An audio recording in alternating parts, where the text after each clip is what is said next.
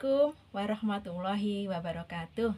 Pada kesempatan ini, saya akan memaparkan tentang makna pilar pendidikan, prinsip pendidikan menurut Ki Hajar Dewantoro, relevansinya di era digital, serta refleksi terhadap persoalan pendidikan nasional saat ini. Yang pertama, makna pilar dalam konteks pendidikan. Secara umum, pilar berarti tiang atau penyangga utama yang membuat suatu bangunan berdiri kokoh. Dalam konteks pendidikan, pilar dapat dimaknai sebagai dasar, nilai, atau prinsip utama yang menjadi penopang seluruh sistem bangunan pendidikan. Tanpa pilar yang kuat, tujuan pendidikan akan sulit tercapai secara optimal. Nah, pilar pendidikan juga berfungsi sebagai pedoman dalam penyelenggaraan pembelajaran, pembentukan karakter peserta didik, pengembangan kurikulum, serta pelaksanaan kebijakan pendidikan. Dengan demikian, pilar pendidikan tidak hanya menjadi landasan teoritis semata, tetapi juga menjadi arah dalam praktek pendidikan sehari-hari. Nah, yang kedua, prinsip pendidikan menurut Ki Hajar Dewantoro. Sebagai Bapak Pendidikan Indonesia, Ki Hajar Dewantoro merumuskan 3 prinsip pendidikan yang sangat terkenal. Yang pertama, engarso sung tulodo, yang berarti di depan memberi teladan. Seorang pendidik harus bisa memberi contoh yang baik bagi peserta didiknya dalam sikap, perilaku, serta nilai-nilai kehidupan.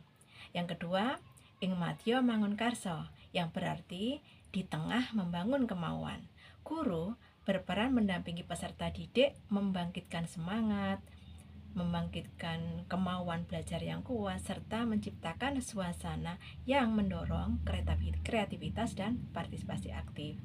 Yang ketiga, tuturi handayani.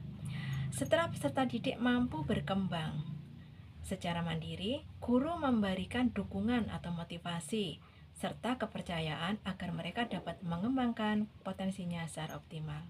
Nah, ketiga prinsip tersebut menunjukkan bahwa pendidikan tidak hanya berfokus pada transfer pengetahuan saja, tetapi juga pembentukan karakter dan pengembangan kemandirian peserta didik. Yang ketiga, relevansinya pada masa sekarang. Bagaimana relevansi dan tantangan di era digital? Nah, prinsip pendidikan menurut Ki Hajar Dewantoro ini masih tetap relevan.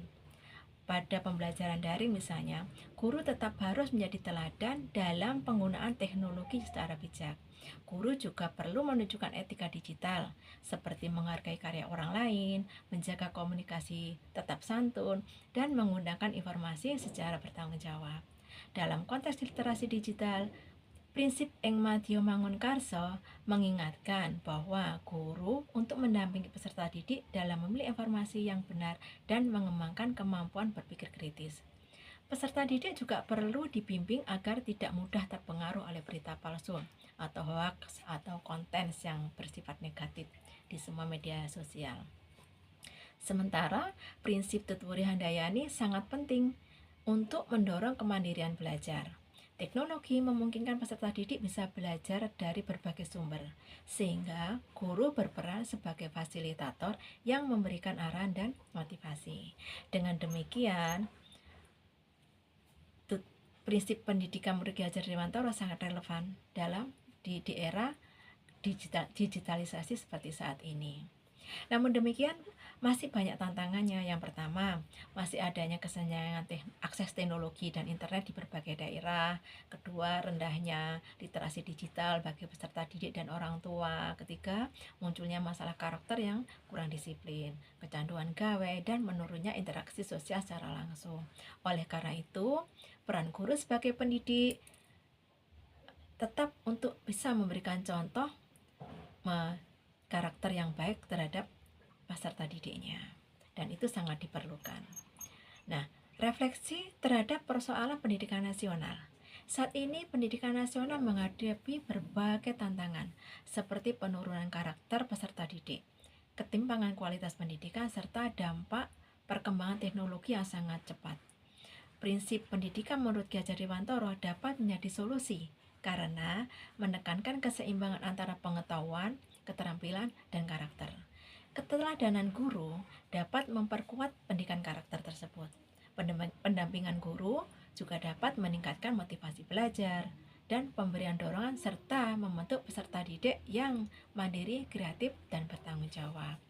Dengan menerapkan nilai-nilai tersebut secara konsisten, pendidikan Indonesia tidak hanya menghasilkan peserta didik yang cerdas secara akademik, tetapi juga memiliki akhlak, integritas, dan kemampuan beradaptasi dengan perkembangan zaman. Demikian pemaparan saya.